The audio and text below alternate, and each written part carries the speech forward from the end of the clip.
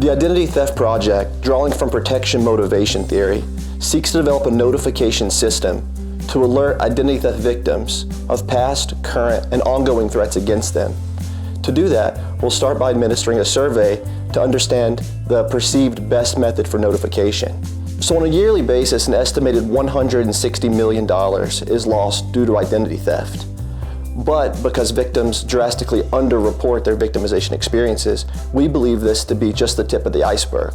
Over the past 2 years or so, EBCS researchers have identified thousands of victims of online identity theft. And on these dark web markets and encrypted channels, we found social security numbers, credit card information, full names and addresses, and that's the information we plan to use to notify victims of past, current, and ongoing threats against them.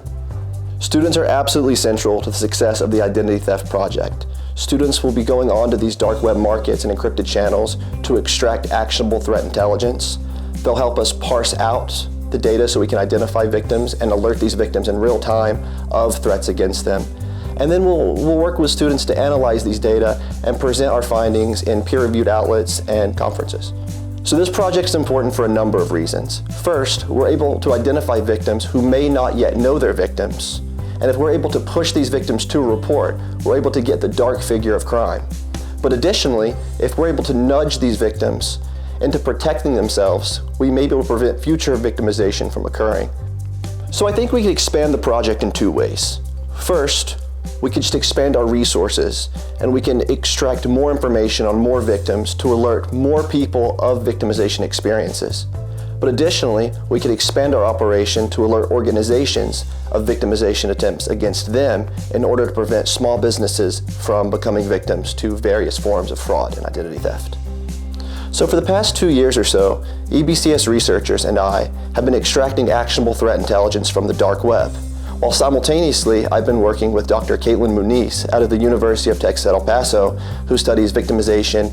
Together, we want to combine our skills to extract actionable threat intelligence from the dark web to alert victims of threats against them in real time in order to nudge them to report, mitigate, and prevent crimes against them.